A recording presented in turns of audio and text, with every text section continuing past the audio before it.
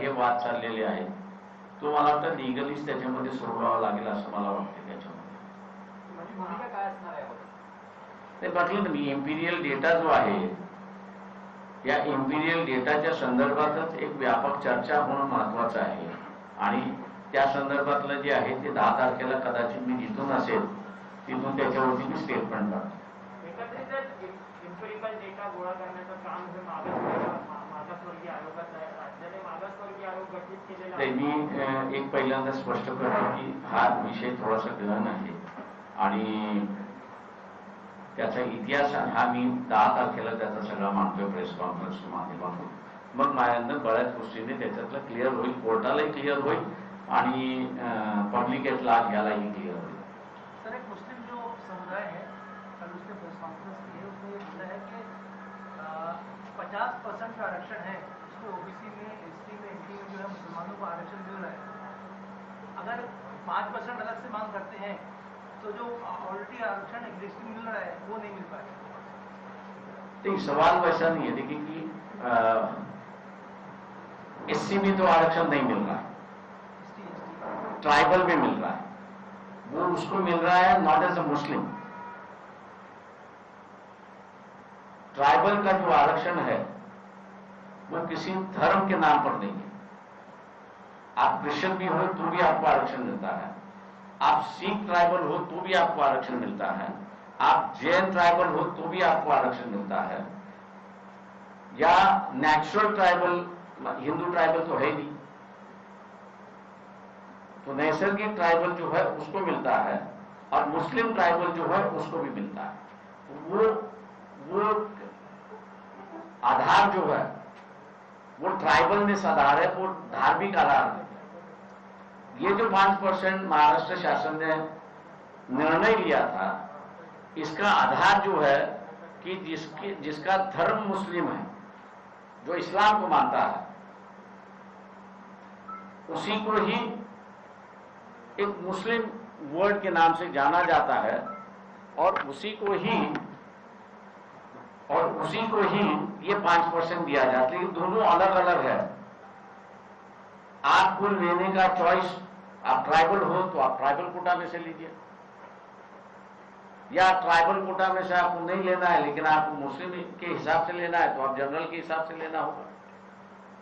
ये तो उस कैंडिडेट को चॉइस होगा कि वो किससे लेगा. ऐसा नहीं है कि इससे लिया तो इससे नहीं लिया, वो तो उसका चॉइस है. लेकिन एक दफे उसने वो चॉइस कर लिया तो जिंदगी में उसका वो चॉइस ऐसा बोलना है कि एक समय पे जो है वो 2 आरक्षण नहीं मिल सकता. अगर ओबीसी में मुस्लिम जातों का आरक्षण है तो 5% जो आरक्षण आप स्पेशल बात कर रहे हैं वो नहीं मिल पाएगा. देखिए ऐसा नहीं है, आप 2 चीजें एक समय नहीं ले सकते. आपको एक समय में एक ही चीज लेनी है. मतलब आप ओबीसी में से आरक्षण लेना है तो फिर आप ओबीसी को बताना है, फिर आपको धर्म बताने की जरूरत नहीं है, आपको फिर ओबीसी का सर्टिफिकेट दिखाने की जरूरत है. अगर आपको मुस्लिम करके लेना है तो आपको ये रिलीजियस सर्टिफिकेट दिखाना है कि भैया मैं मुस्लिम धर्म का हूं, तो आप उस कोटे में मिल सकते हैं. नहीं तो इससे पहले जो सरकार, एक मिनट मेरा एक सवाल था, इससे पहले जो सरकार है उसने कहा था कि जात पात के नाम पर किसी को रिजर्वेशन नहीं दिया जाएगा, चाहे वो कांग्रेस. सरकार कुछ भी तो हो, संविधान जो कहता है वो सबसे बड़ी बात है. सरकार ने तो इनकार ही कर दिया था ना. तो सरकार 5 साल आती है और चली जाती है तो उसका कोई बेमतलब होता है. मैं तो उसको कोई पूछता भी नहीं हूं कभी. जात पात के नाम पर ऐसा मुमकिन है? तो आप आरक्षण किस आधार पे मिल रहा है एससी और एसटी को? इकोनॉमिकल बैकवर्ड के बुनियाद पर मिलता है ना आरक्षण. किसने कहा आपसे? आप नई संविधान लिख रहे हो. मुस्लिम की व्याख्या की गई है तो पैगंबर मोहम्मद को मानने वाले सारे ही तबके मुस्लिम है, तो ये कौन से मुस्लिम को स्पेशली जो है रिजर्वेशन की आप बात कर रहे हो? शिया, सुन्नी, वहाबी, किसी को नहीं. हाईकोर्ट में 40 बिरादरीला हे केलेलं आहे. सवाल ऐसा है उसमें कि ये जो मुस्लिम वर्ड है जो कोई इस्तेमाल करता है और ये कहता है कि मैं I am from the Muslim religion, तो उसको है. देखिए आप लोग उसकी बहस मुस्लिम समाज जो है वो करते रहिए. सरकार ने आपकी राय क्लियर कर दी है कि वो यही कह रहा है कि भैया जो मुस्लिम है उसको हम आरक्षण दे रहे हैं. अब आपके अंदर की बिरादरी का जो सवाल है या मुसलमानों के अंदर की जो खेमियां है उस पर सरकार से कोई लेना देना नहीं। वो आप अपना खुद का अंदर का मसला है, वो आप लोग देख लीजिए उसको। सर, जिस तरह से हम संविधान की बात करते हैं और आर्टिकल 15 की जब हम बात करते हैं, स्पष्ट निर्देश है कि किसी जाति विशेष को आरक्षण नहीं दिया जाएगा। उसी के लेकर के जो है मराठा आरक्षण भी सुप्रीम कोर्ट में कोलैप्स हो गया।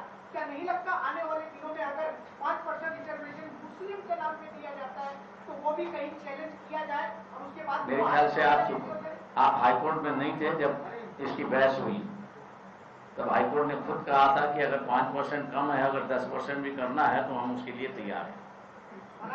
और सवाल यह है कि जब सुप्रीम कोर्ट ने उसको हाथ नहीं लगाया है, उस पर कुछ टिप्पणी नहीं की है, तो आप मानसिकता ध्यान लीजिए। सवाल यह है कि इस मानसिकता को आप समझने की कोशिश कर लीजिए। ये जो है अभी तक जो है सीबीआई और ईडी जो है सरकार को अनस्टेबल नहीं कर पाए, तो ये नया सामने खड़ा किया गया जा रहा है।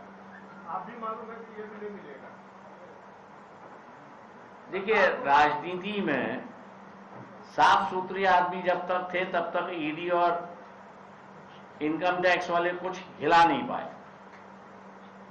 लेकिन राजनीति में जब चोरों की भर्ती हो गई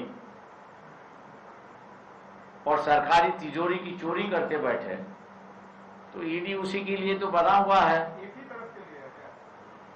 दोनों तरफ के लिए है। आप ऐसा दूसरे तरफ का मामला उठा दीजिए, यहीं बैठ के मैं प्रेस से उठा लेता हूं और ईडी के ये सरकार नहीं कहती है तो हाईकोर्ट से जाके ईडी की इंक्वायरी लगा देता हूं, उसमें कौन सी बड़ी बात है। सर, संभाजीराजे असं म्हणतायत की आरक्षण मर्यादा ज्या आहेत त्या हटवल्या पाहिजेत, तुम्ही या भूमिकेला त्यांचं समर्थन करताय का? नाही, मी ते वाचलेलं नाही, त्याच्यामुळे मी कॉमेंट करू शकत नाही।